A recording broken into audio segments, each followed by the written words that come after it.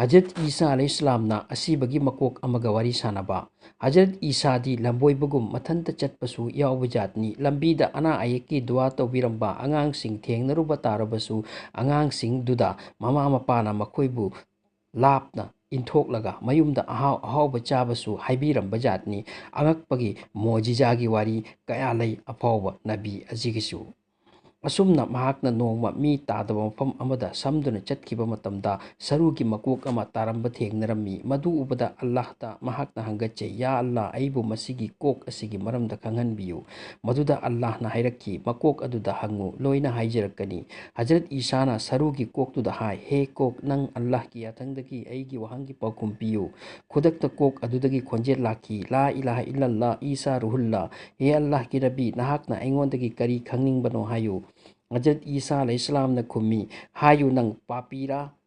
natraga afaba mira nipara natraga nupira anemba mira natraga awangbara alikpa mira natraga pithokkanbara amasung nangi naming na kari kauramba jatno. Kok aduna khumlakhi he Allah ki nabi prithibida lairingai ai badshah ningthau ama oirambani aigi ming zamzama kawe ai awangba mini aigi awatpa amatta leiramde aigi damakta angangba fijolna leitenglabi phajarabi nupi leisabi kayana Saisakpasingi isaigi surda jagoi sarammi he Allah ki nabi aigi punsida taukiba luxury sing adugi matangda lirabati nahak ngakkani aina sikar tauba chatpa matamda aigi tungda phajana phijet khutlaiga loinana sagolgi lanmi lising muk henna innai aigi woyetasu minai kayadang chatlammi loinana angauba phijol setpa sikari cha kaya aigi tung ilami he Allah ki nabi aigi makhada ningthau chama muk lerami maramdi laibak kaya aina lausinbadagi makoi aigi makhada laiba tarammi. Aigi sipai santri mayamgi amasung langi wari sing tarabati nahak ngakkani he Allah ki nabi maramdi ai chahi chamari mating mathauna amadi pangalga lengak lamki ai yamna lan haiba mi oirammi yamna thauna leirammi sakchuda aiga manaba kanasu leiramde matamduda ai nongmuda sanagi paisa lising amamam lairabasingda yelammi lairaba lising amamamda chak pijarammi amadi phi leijadaba kayagi phi pibirammi. Asuk yamna oikraba tungdasu ai khanglamde madudi Allah kauba aikoibu yokpi thakpiba mapu ama lei haiba aidi mai puja tawrammi. Hajarat Isa Aleisalam na amuk Kokki teraududa hangi nang karamba matamdadi siki maduda khumlakki ai chahi cha kaya mamangda sikre matamduda Hajarat Ilyas Aleisalam nabi oirammi Mahak na ingonda achumba dharmagi maikaida korakki adubu ai mai onsilude ai noma nongsada phamlammi madudagi saraktuna kok chikpagum tawkhre ai haugatuna lakhi adubu aigi hakchang asum ngamdaba henjillakhi ai hiptuna tumduna lei hakchang nongaipam khanglamde aigi damakta aigi naknabasingna doctor sing amasung hidak langthak tawi adubu kanaba leikide ai gyan tadaba mongda taduna leirammi noma angakpagi khonjel ama taki kanagumba amana hairakhi jamzama ge thawaidu lauraga jahannamda puduna salo khudakta malakul maut aigi mangda leplaki magi akiba saktam adumna ai kanabusu ukidri magi kok adu atiyada thengmugummi amasung khongna leibakta yamna akibagi saktam amada aigi mangda leplaki aina uki magi machin mayam amani aigi punsida aduk upai leitaba helpless oiba thengnakidri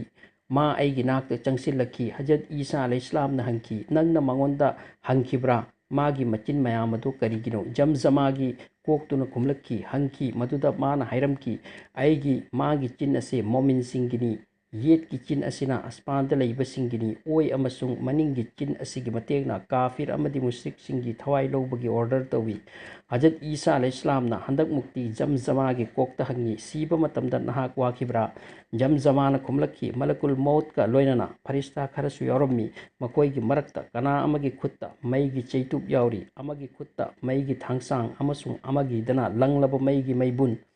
aigi nakta changlaklaga makoina aingonda mai chusillaki mai adugi maisa adukki matik kalammi madudi karigumba madugi mairik ama malemda thadarabadi malem tumna chakigani farista sing aduna aigi singli nauri paiduna aigi thawai chingthokpa horammi aina yapna haijaki makoida aigi thawai gi mahutta aigi leijariba pot khibik lawjakro Maduda farista angel amana khobakna tarakki madudagi aigi maithong kaiki makoina khumlakki nangna taki bayaubra Allah ki farista sing bedin gi thawai gi mahutta sen thum lawi haiba madudagi aina haijai aibu thadok piyu ai amadi aigi family Allah ki mingda kathok sarage Farista sing dona khumlakki Allah ki farista sing kaidonu senja thumja amadi thagat wahai de changde jam zaman hairakhi he Allah ki nabi thawai chatpagi awabagi wa amuk kari haigani asumna khalli aingonda amuktang da thang lisingna yalak liboy asumna aigi thawai puki amaromda aigi hakchang lehauki amasung kabarda thang taki masi aina khanglakpase aigi thawai amuk hanna kabarda hapchinba matamdani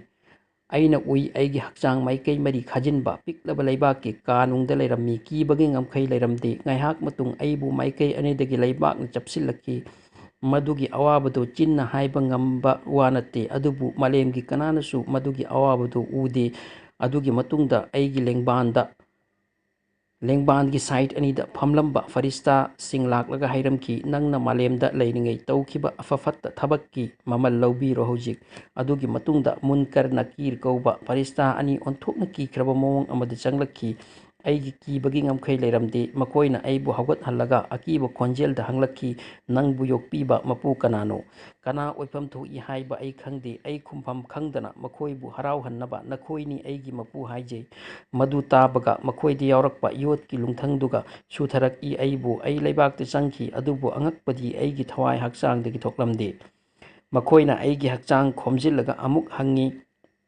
nangi dharma karino ai madugi reply pi mangamlamde makoina aibu kihallaga amuk hanglaki nangi nabi kanano ai aki bagaloina na khummi aigi nabi di nakoi anini wafam asida amuk aibu yot ki durmus tuna thomi madudagi aigi saru hakchang machet taki aina maduda nabadagi kibadagi lawba khongba adubu malemgi mina taramlabadi mayum makai thadoktuna jangalda narakta changkigani sangsar thadoktuna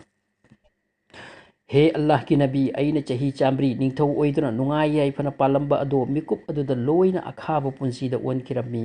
adugi matung farista ani duna hairamki nangki nathakta Allah ki sasti loiba leitana leigani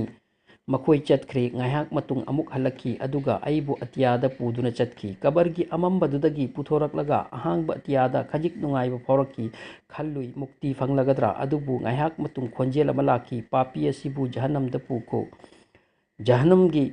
daroga malik na hairakhi magi khong khut maigi chen na kisillu wafam se tabaga farista kharana aibu anauba mafam amada puki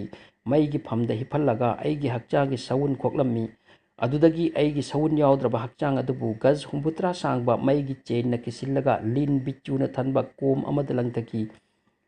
lil bichu natana mai ngrang khong na chakli aibu pulliba chen ado asukki matik sai madugi part machet ama malemda puraklabadi prithibhi chaktuna tangkoi takigani aigi chin punsinki khangba ngamdraba awabaduda ai lawbusu ngamdre matam asida Hajarat Isa na hanglakki he zamzama aingonda jahannam gi matangda khara hayu zamzamana hairakki he Allah ki nabi jahannam gi thong taretni ming singdi shayar shakar jahannam laza hawiya zahir amasung hutamana khwaidagi makha thangba thong aduni he Allah ki nabi nahakna jahannam da leiba mi singi phibam urabadi haigani Allah ki azab makoida haithiri boy makoigi oyet mathak makha maigi maina ngrang khongna chakli maida chakpada makoigi hakchang koila gumna mukre mikup khuding makoi lauri khongli makoi aram khorang bana kapli lauri farista singna hairi laibak thiraba kanglu nakoi chana thaknaba sidadi kaidagi sidadi mai chana basu maini amasung maigi singsu nakoini jamzamana hairaki he Allah ki nabi amuktadi farista singduna aibu aigi leifamdudagi puthoraklaga maigi u pambi amagi nakta purakhi madugi ming zakkum kawi aina chana bahaiba matamda makoina u pambi asigi tingkhang panba mahai chana ba pirakhi laman bana khangba ngamdrabada madu chasilui adubu aigi khanawda panki aina oge honaki aigi khanawdagi I thorakhi adubu ngasaigi zakkumgi mahaidu khanawdagi thorakhi de khangba ngamlamde madudagi thaknaba nirammi farista sing aduna sabada ngamkhai leitana saraba ising pirakhi madu thaklubaga aigi thibong thiril sauthaduna aigi makhagi saruktagi thokpa horakhi ꯑꯩꯒꯤ ꯈꯣꯡꯗꯒꯤ ꯀꯣꯛ ꯐꯥꯎꯕ ꯃꯩꯒꯤ ꯃꯩꯇꯅꯤ, ꯃꯗꯨꯗꯒꯤ ꯍꯤꯡꯅꯕ ꯑꯩꯅ ꯐꯤ ꯑꯃꯇꯪ ꯄꯤꯌꯨ ꯍꯥꯏꯖꯩ꯫ ꯃꯗꯨꯗ ꯃꯈꯣꯏꯅ ꯍꯥꯏꯔꯛꯈꯤ, ꯍꯦ ꯂꯥꯏꯕꯛ ꯊꯤꯔꯕ, ꯅꯪꯅ ꯃꯥꯂꯦꯝꯗ ꯂꯩꯔꯤꯉꯩ ꯇꯧꯔꯛꯈꯤꯕ ꯄꯥꯞꯁꯤꯡ ꯑꯗꯨꯅ ꯉꯁꯤꯗꯤ ꯃꯁꯤꯗ ꯃꯩ ꯅꯠꯇꯅ ꯀꯩꯁꯨ ꯐꯪꯂꯣꯏ꯫ ꯅꯪꯗꯤ ꯅꯪꯕꯨ ꯁꯦꯝꯂꯛꯄ ꯃꯄꯨꯕꯨ ꯀꯥꯎꯈꯤ, ꯑꯗꯨ ꯑꯣꯏꯔꯕꯁꯨ ꯃꯥꯅ ꯁꯦꯝꯕ ꯄꯣꯠ ꯆꯩ ꯆꯥꯔꯛꯈꯤ, ꯑꯗꯨꯒ ꯇꯧꯕꯤꯃꯜꯁꯨ ꯎꯠꯂꯝꯈꯤꯗꯦ꯫ ꯃꯤꯕꯨ ꯑꯣꯠ ꯅꯩꯔꯝꯃꯤ, ꯃꯤꯒꯤ ꯔꯥꯏꯠ ꯍꯛ ꯂꯧꯁꯤꯜꯂꯝꯈꯤ꯫ ꯑꯗꯨ ꯑꯣꯏꯔꯕꯗꯤ ꯃꯗꯨꯒꯤ ꯔꯤꯖꯜꯠ ꯂꯧꯔꯣ ꯃꯁꯤꯗ ꯅꯪꯅ ꯄꯥꯝꯕ, ꯅꯪꯅ ꯐꯪꯅꯤꯡꯕ ꯁꯤꯗ ꯐꯪꯒꯗꯕ ꯅꯠꯇꯦ꯫ ꯇꯨꯡꯗ ꯃꯈꯣꯏꯅ ꯑꯩꯉꯣꯟꯗ ꯖꯨꯇꯥ ꯑꯃ ꯄꯤ, ꯃꯗꯨ ꯎꯞꯁꯤꯜꯂꯨꯕꯗ ꯑꯩꯒꯤ ꯍꯛꯆꯥꯡ ꯁꯔꯨ ꯁꯧꯊꯈꯤꯗꯨꯅ ꯅꯥꯇꯣꯟꯂꯣꯝꯗꯒꯤ ꯊꯣꯔꯛꯈꯤ꯫ ꯖꯝꯖꯃꯥꯒꯤ ꯋꯥꯔꯤ ꯈꯤꯕꯤꯛ ꯇꯥꯔꯒ ꯍꯖꯔꯠ ꯏꯁꯥꯅ ꯍꯥꯏꯔꯛꯈꯤ, ꯍꯧꯖꯤꯛ ꯑꯩꯅ ꯅꯪꯒꯤ ꯀꯔꯤ ꯃꯇꯦꯡ ꯄꯥꯡꯉꯨ ꯍꯥꯏꯕꯒꯦ? ꯖꯝꯖꯃꯥꯅ ꯈꯨꯝꯂꯛꯈꯤ, ꯑꯩꯒꯤꯗꯃꯛ ꯑꯜꯂꯥꯍꯇ ꯗꯨआ ꯑꯃꯇꯪ ꯅꯤꯕꯤꯌꯨ, ꯑꯩꯕꯨ ꯁꯥꯁꯇꯤꯗꯒꯤ ꯀꯣꯛꯄꯤꯅꯕ ꯑꯗꯨꯒ ꯃꯥꯂꯦꯝꯗ ꯍꯟꯅ ꯊꯥꯕꯤꯅꯕ꯫ ꯑꯩ ꯃꯍꯥꯛꯄꯨ ꯀꯧꯖꯅꯤꯡꯖꯕ ꯅꯠꯇꯅ ꯀꯩꯁꯨ ꯇꯧꯖꯔꯣꯏ꯫ ꯍꯖꯔꯠ ꯏꯁꯥ ꯑꯂꯩꯁꯂꯥꯝꯅ ꯗꯨआ ꯅꯤꯈꯤ, ꯍꯦ ꯑꯜꯂꯥꯍ, ꯅꯍꯥꯛꯇꯤ ꯉꯥꯛꯄꯤ-ꯍꯩꯕꯅꯤ, ꯆꯥꯟꯕꯤ-ꯍꯩꯕꯅꯤ, ꯖꯝꯖꯃꯥꯕꯨ ꯑꯃꯨꯛꯇꯪ ꯀꯣꯛꯊꯣꯛꯄꯤꯌꯨ ꯑꯃꯁꯨꯡ ꯃꯥꯂꯦꯝꯗ ꯑꯃꯨꯛꯇꯪ ꯍꯜꯍꯟꯕꯤꯌꯨ, ꯑꯗꯨꯒ ꯅꯍꯥꯛꯀꯤ ꯏꯕꯥꯗꯠ ꯇꯧꯕ ꯉꯝꯖꯅꯕ꯫ ꯑꯜꯂꯥꯍꯅ ꯄꯥꯎꯈꯨꯝ ꯄꯤꯔꯛꯈꯤ, ꯑꯩꯅ ꯍꯥꯟꯅꯅ ꯈꯪꯉꯤ ꯅꯪ ꯃꯥꯒꯤꯗꯃꯛ ꯗꯨआ ꯇꯧꯒꯅꯤ ꯍꯥꯏꯕ꯫ ꯃꯥꯒꯤꯗꯃꯛꯇ ꯅꯪꯒꯤ ꯗꯨआ ꯑꯩꯅ ꯂꯧꯕꯤꯔꯦ꯫ ꯃꯥꯂꯦꯝꯗ ꯂꯩꯔꯤꯉꯩ ꯃꯥꯅ ꯑꯩꯕꯨ ꯅꯤꯡꯂꯛꯇ꯭ꯔꯕꯁꯨ ꯃꯍꯥꯛ ꯄꯤꯊꯣꯛꯄ, ꯂꯥꯏꯔ ꯑꯋꯥ ꯑꯅꯪ ꯌꯦꯡꯕ ꯃꯤꯑꯣꯏ ꯑꯣꯏꯔꯝꯃꯤ꯫ ꯑꯩꯅ ꯃꯥꯕꯨ ꯀꯣꯛꯄꯤꯔꯦ꯫ ꯑꯔꯣꯏꯕꯗ ꯍꯖꯔꯠ ꯏꯁꯥꯅ ꯃꯥꯒꯤ ꯆꯩꯁꯨꯗꯨꯒ ꯀꯣꯛ ꯑꯗꯨꯗ ꯁꯣꯛꯏ, ꯑꯗꯨꯒ ꯍꯥꯏ, ꯑꯜꯂꯥꯍꯒꯤ ꯍꯨꯀꯨꯝꯗꯒꯤ ꯍꯧꯒꯠꯂꯨ꯫ ꯈꯨꯗꯛꯇ ꯀꯣꯛ ꯑꯗꯨ ꯃꯄꯨꯡ ꯐꯥꯕ ꯃꯤ ꯑꯣꯏꯈꯤ꯫ ꯑꯗꯨꯗꯒꯤ ꯖꯝꯖꯃꯥ ꯆꯍꯤ 40 ꯍꯤꯡꯂꯝꯂꯒ ꯑꯜꯂꯥꯍꯕꯨ ꯅꯤꯡꯖꯔꯒ ꯑꯃꯨꯛ ꯁꯤꯈꯤ꯫ ꯍꯟꯗꯛꯃꯨꯛꯇꯤ ꯑꯜꯂꯥꯍꯅ ꯃꯥꯡꯒꯤ ꯄꯨꯟꯁꯤꯒꯤ ꯑꯔꯥꯟꯕ ꯈꯤꯕꯤꯛ ꯀꯣꯛꯄꯤꯔꯒ ꯖꯟꯅꯠ ꯐꯪꯍꯟꯕꯤꯈꯤ꯫ ꯑꯩꯈꯣꯏꯕꯨꯁꯨ ꯑꯜꯂꯥꯍꯅ ꯀꯣꯛꯄꯤꯕꯁꯨ ꯑꯣꯏꯁꯅꯨ꯫ ꯑꯩꯒꯤꯗꯃꯛꯇ ꯈꯥꯁ ꯗꯨआ ꯇꯧꯕꯤꯌꯨ ꯑꯃꯁꯨꯡ ꯆꯦꯅꯦꯜ ꯑꯁꯤꯕꯨ ꯁꯞꯄꯣꯔꯠ ꯇꯧꯕꯤꯌꯨ꯫ ꯁꯞꯄꯣꯔꯠꯀꯤꯗꯃꯛ ꯂꯥꯏꯛ ꯑꯃꯗꯤ ꯁꯕꯁꯀ꯭ꯔꯥꯏꯕ ꯍꯥꯏꯕꯁꯤ ꯅꯠꯇꯅ ꯀꯔꯤꯗꯤ ꯍꯥꯏꯖꯒꯅꯤ? ꯊꯝꯖꯔꯦ꯫